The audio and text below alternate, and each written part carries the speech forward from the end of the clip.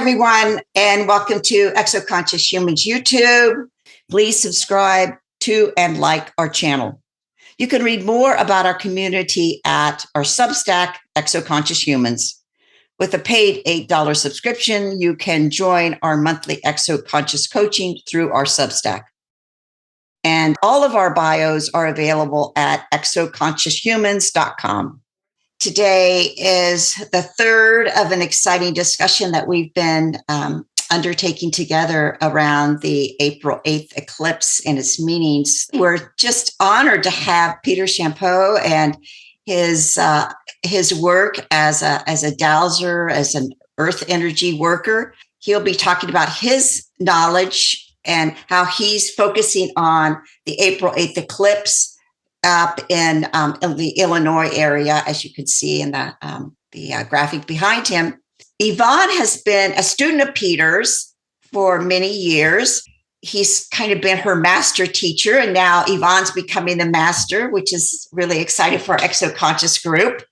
And I sharing with Peter before we opened that, we Exoconscious are very connected with extraterrestrials, interdimensionals, spiritual beings. And if we can't navigate the earth, then how can we expect to navigate the cosmos? I've asked Yvonne to introduce Peter, and then we'll begin our discussion. So Yvonne.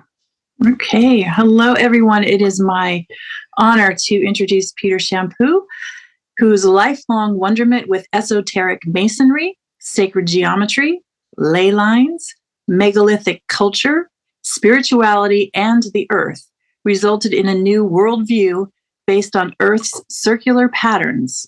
Applying this knowledge base to his native New England resulted in the discovery of large-scale landscape temples worldwide and a new geographic science based on the patterns of our sacred living Earth.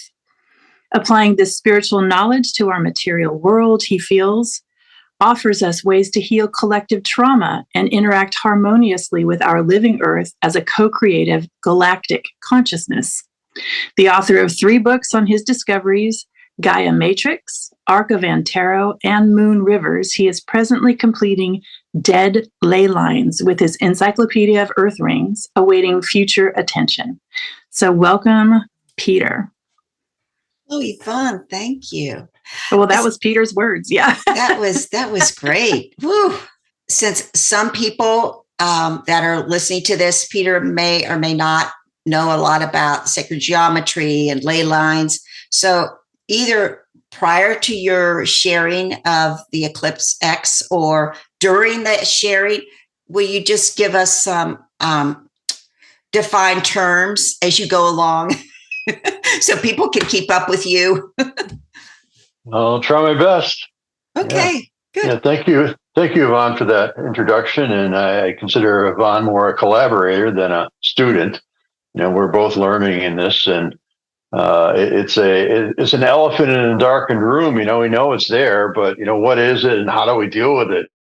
After years of a relationship with rock, so I feel as though there's a communication, an innate communication with me and the gnomes of knowledge, if you will, the gnomes that are in the earth, in the rocks.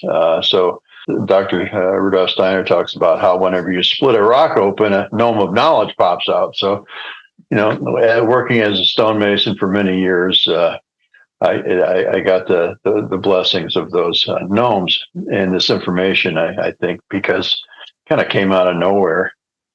So the development of this arose out of my name, which means rock of the field. It's French is Champoux, but in American English, you can't. The nose thing is kind of difficult, so I just go with Champoux and make it simple and easy on people. But it means rock of the field. So I looked at other rocks in the field and found Stonehenge.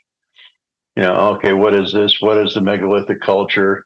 So I embarked on a study quest of kind of the cultural use of stone, and that led to cathedrals and temples and mosques and sacred geometry.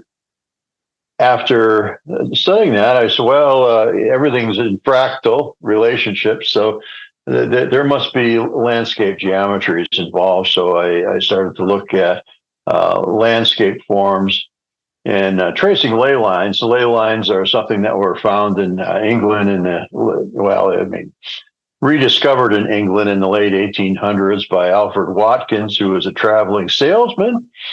And he noticed that these straight tracks across southern England had associated with them place names and families whose surname ended in Ley. So he said, "Oh, these must be lay keepers, the people that were on these lines." So they called them ley lines, and that's where the term came from. But in every culture, pre-colonial modern culture, there was this concept, in the popular lexicon, like the dragon lines of Asia and the sekes of South America and the song lines of Australia. So there are these circulinear forms. Sometimes they go all the way around the world. Sometimes they just go across your neighborhood, like our own meridians, our Chinese meridians, if you will, that are throughout our bodies. The ley system, or the ley system that is our chakra system throughout our body, for instance, where you have a stacking of points in this column. Similarly, ley lines are a series of natural and cultural features that cohere over a distance. I've taken that and turned that into a circular form to find these things that I call earth rings. This was gifted back in 93 when I first discovered this landscape temple in New England. And the study just grew from them, using the same methods that I used to draw out that landscape geometry. I applied that throughout the planet, and now have a complete encyclopedia of the Earth based on these circulinear forms, which seem to speak to a interrelationship of the Earth, because they overlap in places, and they define biomic areas like the Piedmont, for instance, or the Four Corners is another one, or the Black Hills, the High Plains. And there's also continental rings, which I found that this one geometry I found in New England was centered on a little village with falls called Shelburne Falls, Massachusetts. And as the study evolved, I found this and I said, "Oh, wow, I'm done." And 50 years later, I'm still working on it, whatever. From that point, if you you look westward, there's an arc of California and the Baja and the Cascade Mountains and everything that define an arc, or a circulinear form with a radius center, Shelburne Falls in Massachusetts, that scribes the entire North American tectonic plate, which is one of the few circular plates. So I said, well, this means something, because it keeps repeating. So I started looking at dimensions and found that many of the dimensions, like the diameter of the North American tectonic plate, is the same as the diameter of the Earth's outer core. So then I found similar circles around the planet with that same sizing. There's other, ubiquitous ring that shows up everywhere, which is the size of the Earth's inner core. And that inner core is very close to the size of Pluto and the moon. So when we are in eclipse, we're in this relationship, this stacking relationship of the inner core, through our own chakra system, in this canon of 108. And the distance between the Earth and the moon is 108 moons. And the distance between the Earth and the sun is 108 suns. And the distance across the sun is 108 moons. So when we're in eclipse, when we're in these crossing points on an Earth ring, you're in this stacking mode where you're communicating like through a membrane cell, if you will. I call it Earth cell now because Bruce Lipton talks about his research into how you can remove a nucleus, but the cell still operates because all the brains are in the membrane. So interfacing from the membrane consciousness of the planet and stacking with this stacking of relationship in this, like elegant, intelligent design. I mean, the moon and the sun are the same size from our vantage point. It allows for this stacking of frequency, of dimensions, of like a standing column or wave, if you will, that goes from planet core all the way to the sun. So, that's it gets. So there's all these canons of nature involved. So sacred geometry is all about these canons of nature and these phi relationships. Like my hand is you can see I have an M on my hand, two M's actually. But our relationships are in a phi proportion. These digits on our bodies, they're in the golden mean, and you find that on the planet too, and you find that in water. The question I lived and thought about was, what is the origin of sacred geometry or the geometry of nature? And I found it to be water. So the bonding angle of two hydrogen to one oxygen is at the apex angle of the Great Pyramid. So the Great Pyramid is in this communication device with the biosphere. And, as dowsers, as me as a dowser, if I'm out dowsing for water, I have a forked stick that's in that same geometry. So me as water, using a tool that's in the shape of a bond of water is seeking other water. So it all works together as so that's how dowsing works, or water dowsing works. So this earth rings is a term that I coined. And I feel that there's this, what are earth rings, and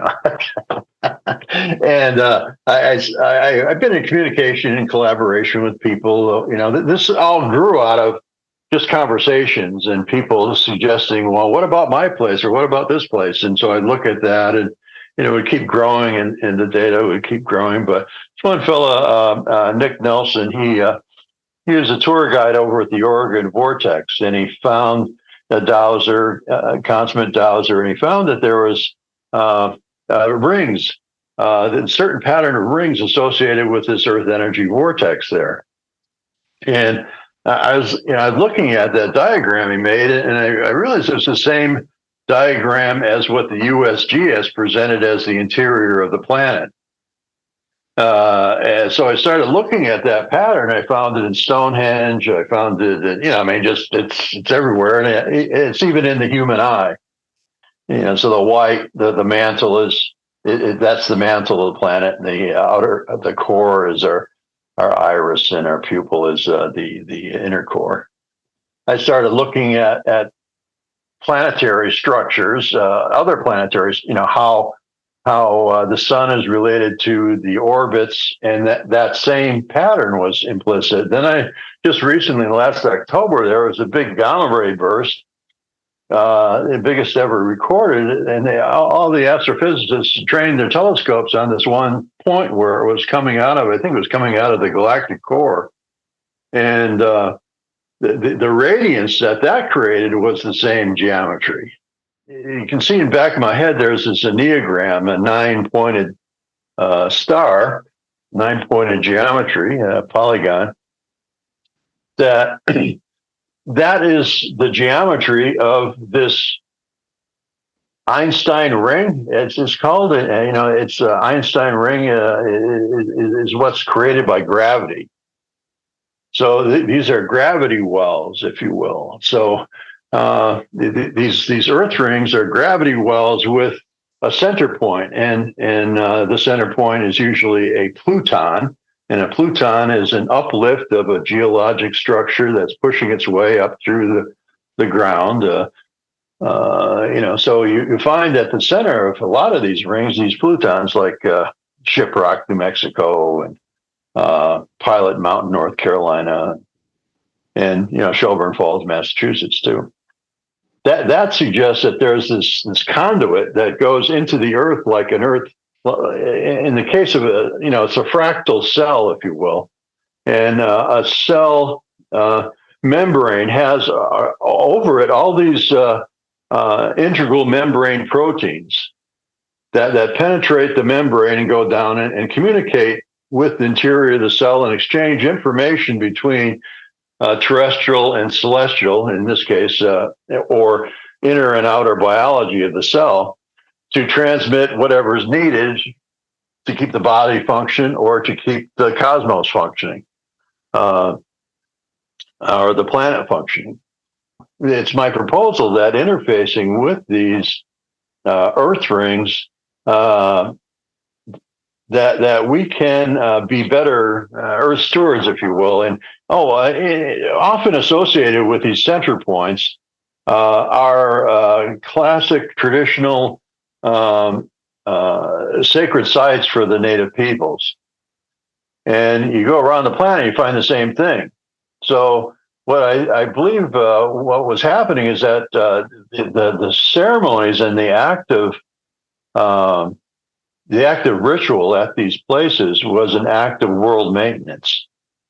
And being, when you come into context of the native mind, you're in this seven sacred direction context. So you're drawing the forces down from, the sky and up from the earth and spreading them out across in the four directions. So, and all kind of guided by one's center, one's heart, in the seventh direction. That might be it in a nutshell. But ley lines that I mentioned that I'm working on a book called Deadly Ley Lines, and I'm finding, contemporarily of interest is that there's this ley line that goes through Gaza, and it also goes through Jerusalem and Amman, Jordan, and Baghdad, and Kabul, Afghanistan, and Islamabad, and the contested zones on either end of the Himalayas and over into Hong Kong. So that's like a deadly ley line. And right, it was interesting. Right when I was writing the section on that ley line, it was when that October surprise happened with Hamas, and there's just this entrainment that happens on these ley lines, just like an entrainment happens in our own meridians, where it makes us sick, or there's an inflammation that creates a stroke or something. So so it's all anthropomorphic. It's an anthropomorphized view of the world. Along these same lines as I looked at the Great Pyramid and found that there, in a radiance around the Great Pyramid, there are all these genocides and different not too cool things happening. Like, for instance, if you go due north from the Great Pyramid, you go through Kiev, Ukraine, and right through that war zone, and where Putin has his eyes on are is to move the border of Russia right over to that river that Kiev is on, and that would bring it right to the border of that, or right to that pyramid line. So it's like that northern door of the Great Pyramid. It needs some healing work, and the pyramid needs some healing work. Right now, it's considered to be this, better than Ma's apple pie kind of place, and it isn't. And unless we approach it in a more disciplined way than just going there and flinging about our energies, all those energies can just be, easily used, because it's. Because you're doing it unconsciously, you're not really aware of what all the implications are. So I'm offering this information is kind of heretical, because there's nothing bad about the Great Pyramid. There's been a lot sacrificed for me to do this. So I'm trying to get it out there. So thank you. I was just interested because I follow Joseph Farrell's work, and he views the pyramid the Great Pyramid, very similar to how you view it. That there's healing work that needs to be done there, and his hypothesis is that it might have been a global weapon or a galactic weapon at some point that was actually dismantled and taken apart, so it couldn't cause any more destruction on the earth, which is very interesting. And he also ties it into plasma. Would you talk a little bit about plasma? And because our group studies orbs, so plasma orbs, and we've been looking deeply into the meaning of that. And with the work of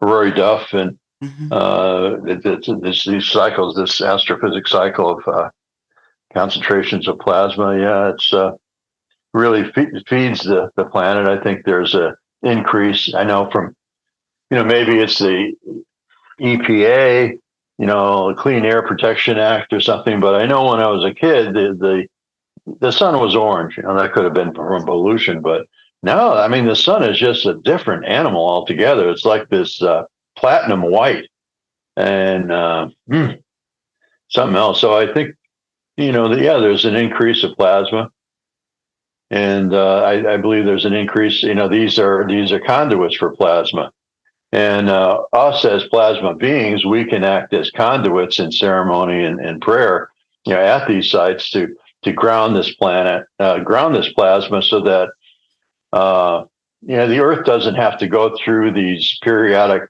such catastrophic shifts that we have had in the past, where it wipes out civilization.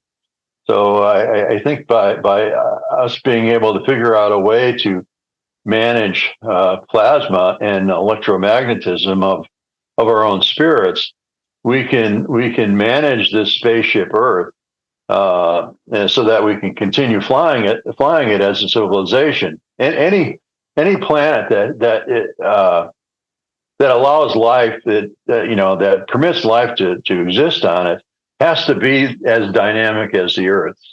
It has to have this magnetic field to protect it, and these fields, get stripped away over time from the sun's electromagnetic frequencies, constantly stripping away this Van Allen belt and shield that protects it. So periodically, that has to shift and change. And when that happens, there's this tremendous earth shift that takes place, where you get the earthquakes creating heat and pressure, generating a piezoelectric charge. So if you get that piezoelectric charge increasing all over the planet, it increases the magnetic field of the planet. So there's a renewal that happens, and in the geologic record, we see that there's this, taken from the rock samples in the Mid-Atlantic Rift, we see that the polarities has shifted over the millions of eras, and that shift, after every shift, there is a coherence of the magnetic field that occurs, where there's a clear demarcation at the equator between a north frequency and a south frequency. We're now, as we're entering into this period, where we are in the midst of this period of mixing of polarities. So the mixing of the gender polarities I think is part of this response to what's happening with the Earth.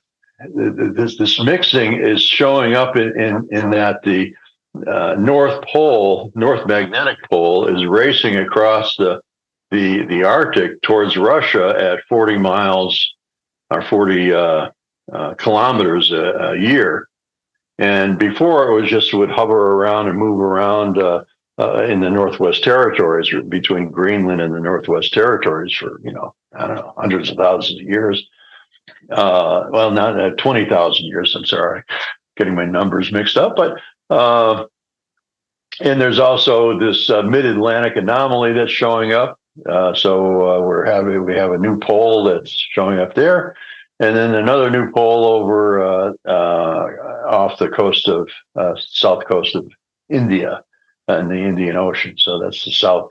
That's an Indian Ocean anomaly. So right now we have 4 poles on the planet, and so that's also it's leading to fish wondering what's up, what's down, and beaching themselves, whales beaching themselves, and things of this nature.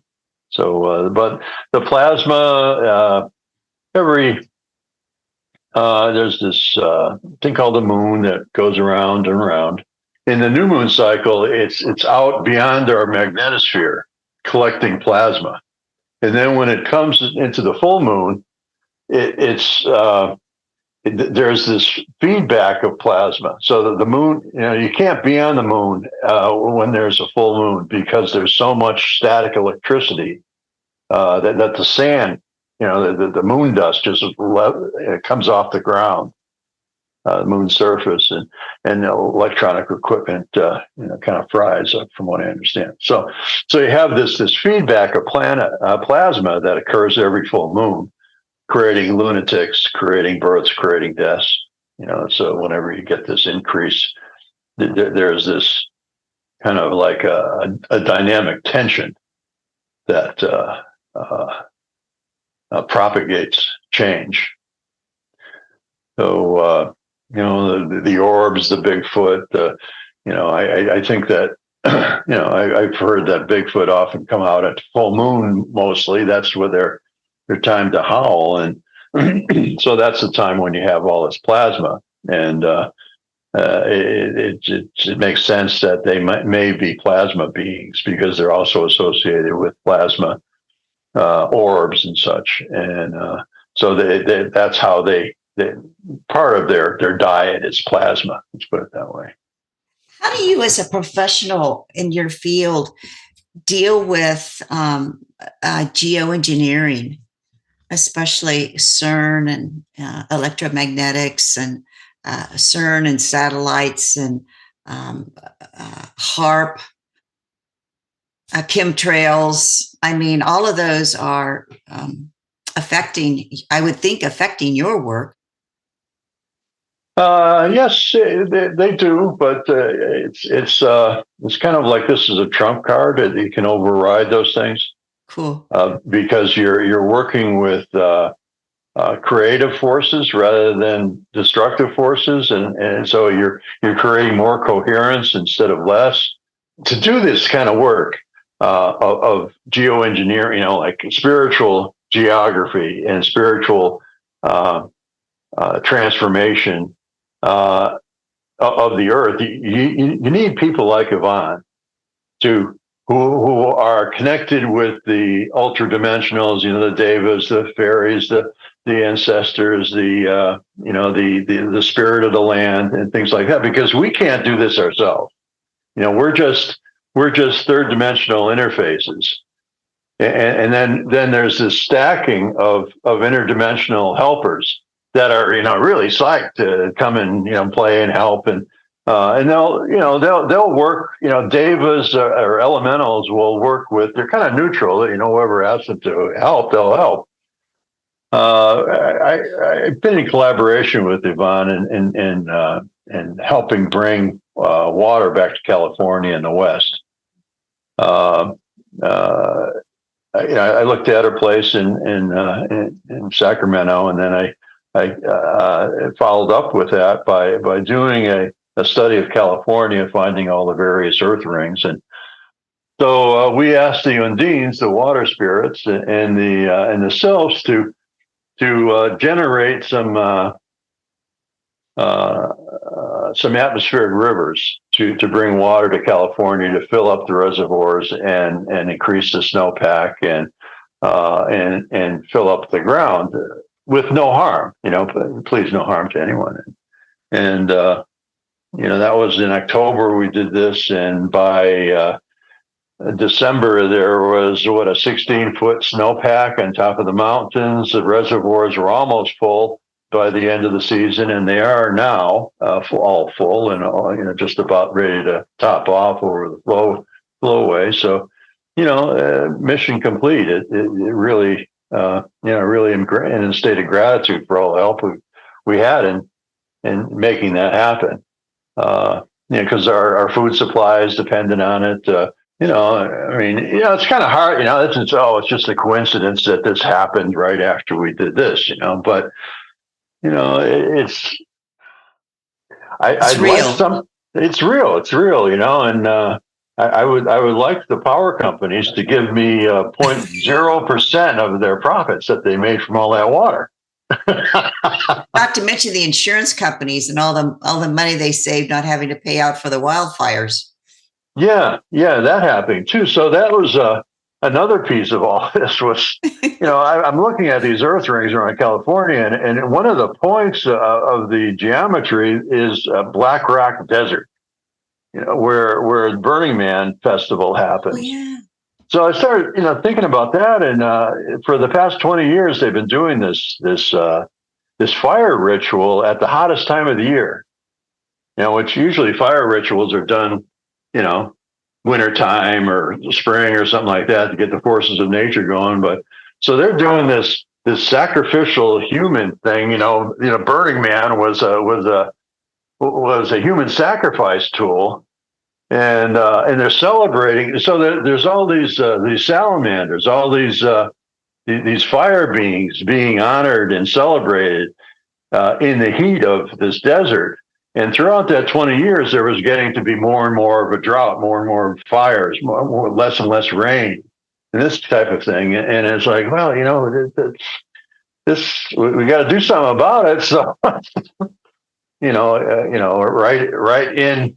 On cue, the Undines brought a deluge on the place last Burning Man festival.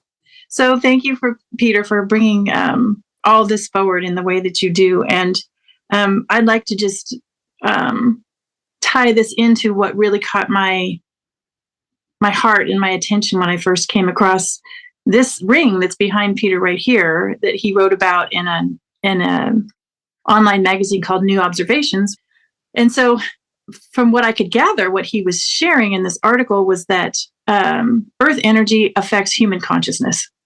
And so somehow this goes together, and somehow there's water coming in here. And so that sort of started this exploration. So sort of fast forward to this filling up the aquifer and the atmospheric rivers in California.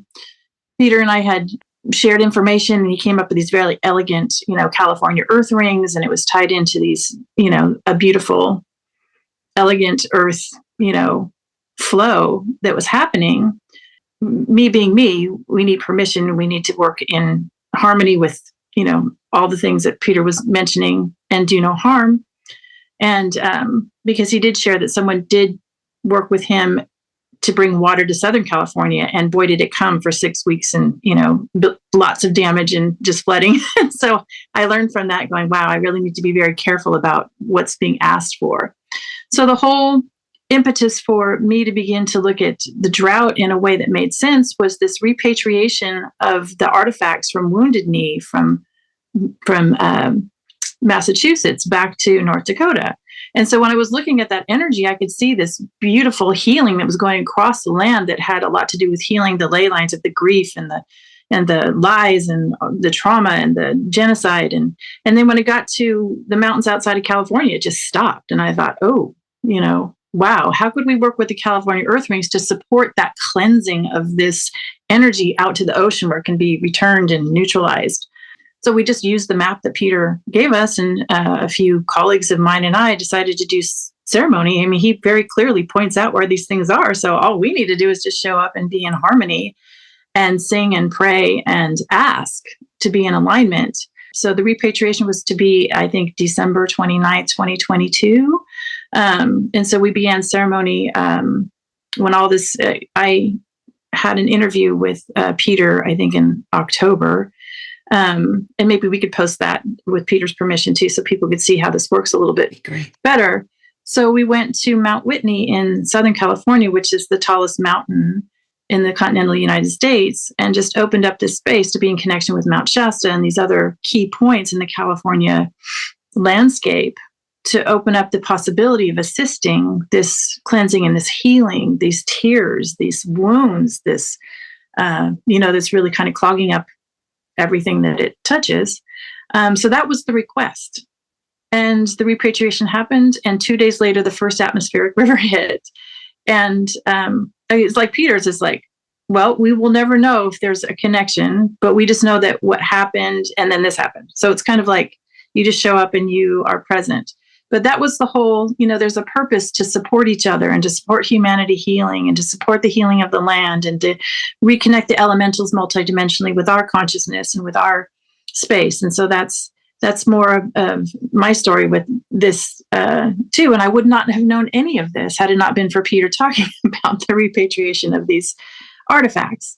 And what I've learned from Peter, and I'll do my best to express it, was that in Massachusetts, what he was uncovering and discovering was this spiral where there's certain points on the earth where consciousness just naturally is going to be amplified and flow out to create culture, to create, structures. And so Massachusetts was a key place for this continental structure to flow. So if there's information and things planted there, it's going to grow very quickly and be, shared. So when I learned that and happened to be in Shelburne, Falls, just happened to go and learn about what he was pointing out, then it was easier for me to see how it worked, even if I didn't logically understand. And so that was in July. That was in July of 2022. So again, it's really just a matter of showing up and being present and just having a desire to be of assistance and to help work. So that's why, we're talking about very high level things, and plasma flows from cosmic beings and all this amazing, elegant stuff. And that when it really comes down to the nuts and bolts of it, our body, like he was saying, we have all the ratios, we have all the plasma, this is our technology to be able to plug into this system. And, I love that the ley line, name connection was in Europe. It's the same for each one of us. Like whoever's listening to this right now, the land that you're on, you are an acupuncture point. You are a connector, being that can connect to all these different things if you'd like to. And there's no effort to it. It's just being willing to be present and see what spirit has for you if you would like to. So it's not rocket science, thank God. Because that's too logical for me, but it's much more just what's innately human within us and what's downloaded already in our system. And when something lights you up, if something in this conversation thought, oh, wow, gee, what's that? Or, I'm looking at this thing that says Trail of Tears behind Peter. What is that? Pull out a map, start Googling it, deep dive in there. Don't be afraid. The invitation is there. In bringing this conversation to this cross of eclipses here, so elegantly put in his graphic, in Peter's graphic, there are lines like blue lines and gray lines and red lines. There's all these lines. There's like a lot happening right there. And just to tie this area into like the pyramid ley, from my understanding, the pyramid ley goes through this area as well as some other, informational highways. So if we have a lot of destruction and wars and death and genocide that is now uploaded or downloaded into these lines of energy, it will just keep flowing until it gets resolved. That's how we learn. So we could even look at how the pyramid ley comes through where the eclipses crossed in the US and, start a discussion there. And what else is being activated? What else is being laser pointed at by the cosmos into this area so that we can learn from it, so that we can be aware of what the gift is. And like Peter said, if there's spaces that need healing to me is just simply bringing something back into a knowingness of wholeness where there's been separation. So, if you look at Oklahoma City, we've got fracking wells all over this area that has been drilling down into the water table, drilling down into get gas, like just really extracting energy and sort of siphoning off life force out of this area. And that's just one industry. And you have Asheville, and you've got places with very high level consciousness humans coming and doing beautiful work. I think in Eufaula, trees have the rights of a human citizen, and you have the Mississippi River running through this. So there's so much being activated here that's like right in our own backyard that that can really bring this conversation into what do we do with this, Peter? Like, what, any recommendations?